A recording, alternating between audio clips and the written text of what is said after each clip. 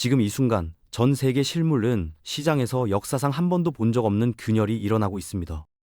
은값이 온스당 $80를 돌파했는데 이게 단순한 숫자 변화가 아니거든요. 무대 뒤에서는 글로벌 거대 은행과 실물 은이 바닥난 국가들 사이에 진짜 전쟁이 벌어지고 있는 겁니다. 여러분이 뉴스에서 보는 그 은 가격, 사실 반쪽짜리 숫자입니다. 종이 장부에 적힌 가짜 가격이죠. 실제로 은을 손에 쥐려는 사람들은 그 위에 엄청난 웃돈을 얹어야 하는 상황이 벌어지고 있고 두 개의 가격이 완전히 분리되기 시작했습니다. 전문가들은 지금이 은값 $100 돌파의 초입이라고 말합니다. 왜 그런지 지금부터 하나씩 파헤쳐 드리겠습니다. 지금 싱가포르에서 믿기 힘든 일이 벌어지고 있습니다. 세계 최대 규모의 실물 귀금속 유통업체가 지난 1월 단 한 달 만에 하나로 약 3,500억 우어치의 은을 팔아치웠거든요. 3,500억이면 웬만한 중견기업 연매출 수준인데 그걸 한 달에 해치운 겁니다. 더 놀라운 건 판매량이에요. 두 달 동안 팔린 실물 은이 65톤, 약 200만 온스입니다.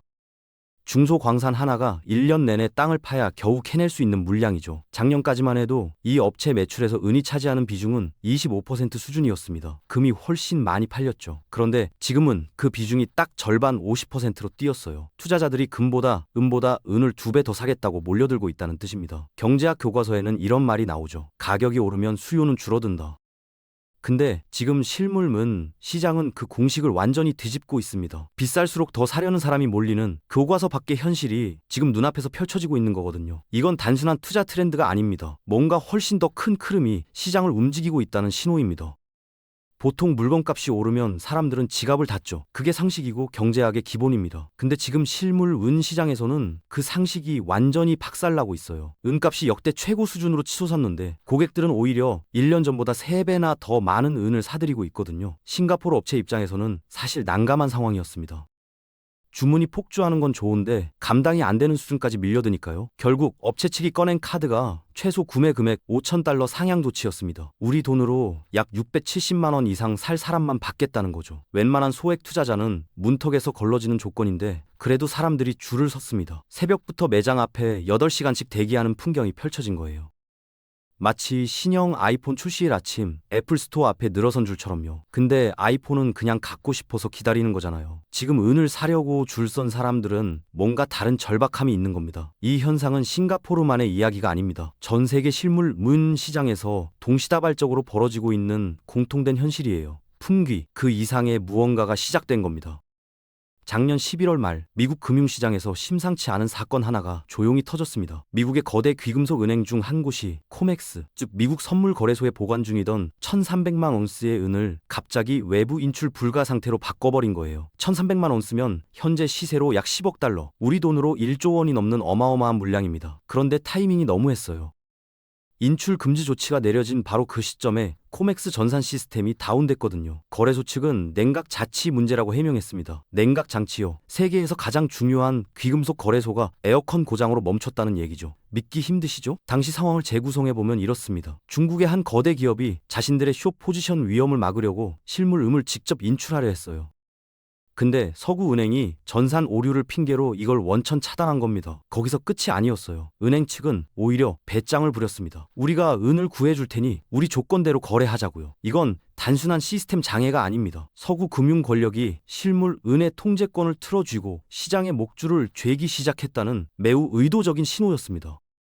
지금 라틴 아메리카 광산 현장에서는 기묘한 일이 벌어지고 있습니다. 원래 중국으로 향할 예정이었던 은 물량이 중간에서 방향을 트는 거예요. 누가 가로채는 걸까요? 미국 정부를 등에 업은 서구의 거대 은행들입니다. 막강한 자본력과 지정학적 영향력을 동원해서 중국행 실물 은을 통째로 낚아채고 있는 거죠.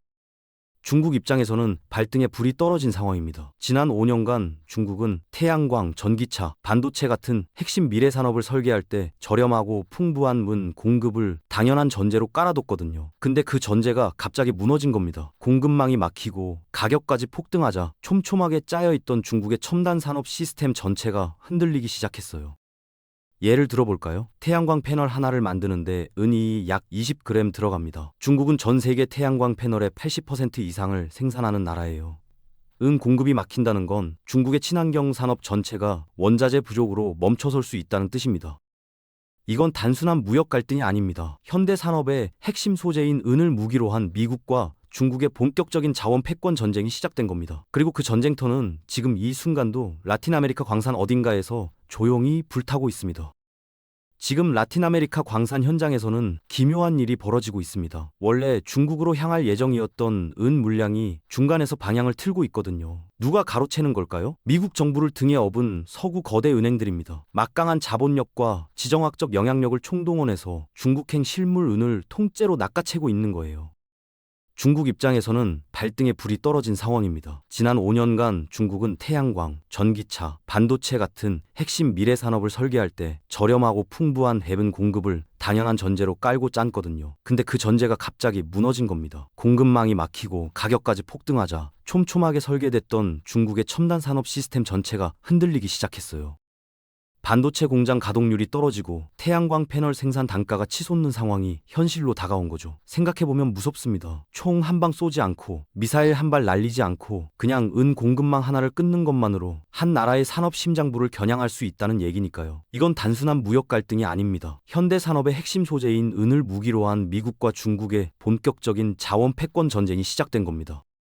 공급망이 막혀버린 중국 바이어들이 선택한 방법은 단순했습니다. 직접 날아가는 거였어요. 비행기 타고 라틴 아메리카 광산 현장으로 날아가서 제발 우리한테 팔아달라고 간청하기 시작한 겁니다. 근데 빈손으로 간 게 아니었어요. 공식 시장가보다 온스당 10달러씩 웃돈을 얹어서 들이밀었거든요. 현재 은값이 80달러대니까 90달러에 사겠다고 현금을 들고 찾아간 셈이죠. 실제로 주요 은광산 기업들의 실적 데이터를 보면 공식 거래 가격보다 최대 26%나 비싸게 실물이 팔린 사실이 확인됩니다. 26%면 어마어마한 프리미엄이에요. 이 순간부터 시장은 두 개로 쪼개졌습니다. 여러분이 뉴스에서 보는 온스당 몇 달러, 그 숫자는 사실상 허수가 된 거예요.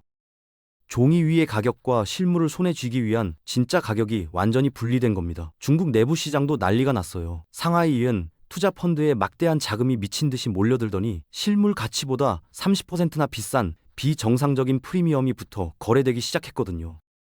30%면 100만 원짜리를 130만 원에 사겠다고 줄 서는 상황입니다. 이쯤 되면 투자가 아니라 패닉 바잉이죠. 중국 전체가 엔 확보 전쟁에 돌입한 겁니다. 상황이 걷잡을 수 없이 과열되자 결국 황당한 일이 벌어졌습니다. 상하이 이엔 펀드 책임자가 직접 나서서 투자자들에게 제발 그만 사달라고 호소하기 시작한 거예요. 펀드 운용사가 고객한테 매수 자제를 부탁하는 상황, 금융 역사에서 흔히 볼 수 있는 장면이 아니죠. 근데 사람들은 멈추지 않았습니다. 결국 중국 당국이 직접 나섰어요. 가격이 폭등하는 상황임에도 불구하고 해당 펀드의 거래를 강제로 중단시켜버린 겁니다. 매수는 전면 금지, 오직 매도만 허용하는 초강수였어요. 이 장면 어디서 본 것 같지 않으신가요? 1980년대 헌트 형제 사태 때와 판박이입니다. 당시 헌트 형제가 은을 싹쓸이하며 가격을 폭등시키자 거래소가 갑자기 규칙을 바꿔서 매도만 허용했거든요. 게임판을 뒤집어 엎은 거죠. 그 결과는 처참했습니다. 상하이 시장은 17% 하한가를 맞았고 그 충격파가 서양 시장까지 연쇄적으로 번지며 종이 은값이 40% 이상 동반 폭락했어요. 실물 은의 실제 가치와 수요는 그대로였습니다. 바뀐 건 장부 위의 숫자뿐이었어요. 하지만 이 잔인한 조정 과정에서 수많은 개인 투자자들이 공포에 질려 시장 밖으로 쫓겨났습니다. 규칙을 바꿀 수 있는 자들이 누구인지 이 사건이 적나라하게 보여줬습니다. 전 세계 실물 은 거래의 심장부는 런던입니다. 매일 수천 톤의 은이 장부 위에서 오가는 곳이죠. 근데 작년 10월부터 이 심장부에서 심상치 않은 징후가 나타나기 시작했어요. 은행들끼리 서로 은을 빌려주던 임대 시장이 사실상 멈춰버린 겁니다. 왜 그랬을까요? 서로를 못 믿게 된 거예요. 상대 은행이 빌려간 은을 제때 갚을 능력이 실제로 있는지 확신할 수 없으니까 아예 빌려주질 않기 시작한 겁니다. 금융시장에서 은행들이 서로를 불신한다는 건 보통 심각한 신호가 아니에요. 그 결과가 바로 은대여 이자율 폭등이었습니다. 원래 0%에 가깝던 이자율이 갑자기 치솟기 시작했거든요. 돈을 못 빌려주겠다는 게 아니라 은을 못 빌려주겠다는 거니까 이건 시장 내부에서 실물 부족이 고망하고 있었다는 결정적인 증거였습니다. 장부상으로는 런던 창고에 충분한 은이 있다고 선전해왔지만 실제로는 그 창고가 텅 비어 있거나 턱없이 부족했던 거예요. 수십 년간 유지됐던 구조의 민낯이 드러난 순간이었습니다. 중국이 이 구멍을 메우려고 런던에 3천만 온스를 빌려줬는데 런던이 이걸 제때 갚지 못했어요. 런던의 위기가 중국의 패닉으로 번지는 글로벌 도미노가 완성된 겁니다. 이쯤 되면 많은 분들이 2011년을 떠올리실 겁니다. 그때도 은값이 온스당 50달러까지 치솟았다가 거품이 꺼지면서 폭락했잖아요. 혹시 지금도 그때와 같은 패턴 아닐까 하는 불안감이 드시는 분들 있으실 거예요. 근데 지금 시장은 2011년과 토양 자체가 다릅니다. 2011년에는 실물 공급이 충분했어요. 투기꾼들이 단기 차익을 노리고 가격을 끌어올린 전형적인 거품장이었죠. 거품이 꺼질 이유가 있었던 겁니다. 지금은 달라요. 5년째 만성적인 공급 부족이 시장에 고착화되어 있거든요. 태양광 패널 하나에 은이 얼마나 들어가는지 아세요? 상당한 양입니다. 전기차, 반도체, 방산 장비까지 전부 은을 필요로 해요. 수요는 폭발적으로 늘어나는데 광산은 그 속도를 절대 따라가지 못하는 구조적 문제에 직면한 겁니다. 결정적인 차이가 하나 더 있습니다. 미국 정부가 은을 국가 안보를 위한 핵심 광물로 공식 지정했어요. 2011년에는 상상도 못했던 조치죠. 국가가 직접 전략 자산으로 인정한 겁니다. 그리고 지금은 공식 가격과 실물 가격이 수십 %씩 차이 나는 이중 가격 시장이 굳건히 형성돼 있어요. 이건 거품 붕괴의 전조가 아니라 구조적 대세 상승의 초입에 서 있다는 신호입니다. 최근 글로벌 투자 시장에서 조용하지만 엄청난 베팅 하나가 이뤄졌습니다. 거대 투자 회사가 구리 생산 기업과 36억 달러, 우리 돈으로 약 5조 원 규모의 장기 계약을 체결하면서 은값을 온스당 70달러 선에 사실상 고정하는 효과를 만들어낸 거예요. 5조 원이면 어마어마한 돈이죠. 이 돈을 베팅했다는 건 향후 어떤 상황에서도 은값이 70달러 밑으로 떨어지지 않을 거라는 강력한 확신이 있다는 뜻입니다. 데이터도 이를 뒷받침합니다. 실제로 은을 캐내는 광산 기업들이 분기마다 창고에서 70달러의 단가를 받고 실물을 판매하고 있다는 수치가 이미 나와 있거든요. 큰손들의 베팅과 실제 시장 상황이 정확히 맞아떨어지고 있는 겁니다. 여기에 미국 정부까지 직접 가세했어요. 국가 차원에서 전략적 비축을 밀어붙이고 정제 공장까지 짓고 있거든요. 단순한 투자가 아니라 국가 생존 전략으로 격상된 겁니다. 생각해보세요. 5조 원을 베팅한 글로벌 자본과 미국이라는 국가 권력이 합심해서 지키려는 가격선이 바로 70달러입니다. 이 두 세력이 동시에 무너지지 않는 한 70달러는 시장이 스스로 증명한 절대 무너지지 않는 새로운 바닥선으로 작동하고 있습니다. 은은 더 이상 반지나 팔찌를 만드는 금속이 아닙니다. 태양광, 반도체, 방산 장비, 전기차 배터리까지 국가의 존망을 결정짓는 모든 산업의 핵심 재료가 됐거든요. 지정학적 체스판 위에서 가장 중요한 말이 된 겁니다. 그 은값이 수개월간 시장의 발목을 잡던 거대한 저항선 80달러를 뚫었습니다. 이게 단순한 숫자 돌파가 아니에요. 길고 지루했던 하락 조정장이 완전히 끝났다는 선언입니다. 다음 고비는 85달러 구간인데 사실 이 구간이 그렇게 두껍지 않아요. 이전 장에서 상승과 하락이 너무 순식간에 일어났기 때문에 85달러 근처에서 매도 압력을 가할 악성 매물이 거의 존재하지 않거든요. 수요 폭발, 재고 바닥, 실물 아우성이라는 세 가지 핵심 동력이 전혀 꺾이지 않고 오히려 강해지고 있어요. 85달러만 안착하면 100달러까지는 고속도로나 다름없는 겁니다. 1월의 인위적인 폭락장에서 겁에 질린 단기 투기꾼들은 이미 시장 밖으로 씻겨 나갔습니다. 지금 시장에 남아있는 건 강철 심장을 가진 실물 투자자들과 국가 세력뿐이에요. 흔들릴 사람들이 다 떠난 자리에서 다음 상승의 탄력이 극대화될 구조가 완성된 겁니다. 종이 은값이 폭락하던 그 지옥 같은 시간을 끝까지 버텨낸 실물 투자자들, 그 굳건한 믿음이 지금 시장 가격으로 증명받고 있습니다. 금융 기득권은 장부 위의 숫자를 조작하고 거래 규칙을 마음대로 바꿀 수 있어요. 하지만 세상에 존재하지 않는 실물 은을 무에서 유로 만들어낼 수는 없습니다. 그게 실물 자산의 절대적인 물리적 한계입니다. 앞으로 시장을 볼 때 네 가지 지표를 반드시 챙기셔야 해요. 80달러 유지 여부, 실물 인도 데이터 증가 추세, 광산 기업의 웃돈 판매 지속, 딜러 프리미엄 유지, 이 네 가지입니다. 이 지표들이 살아있는 한 실물 부족이라는 절대적 한계가 결국 가격을 폭발시킬 것이고 L은 시장의 우상향 방향성은 바뀌지 않습니다.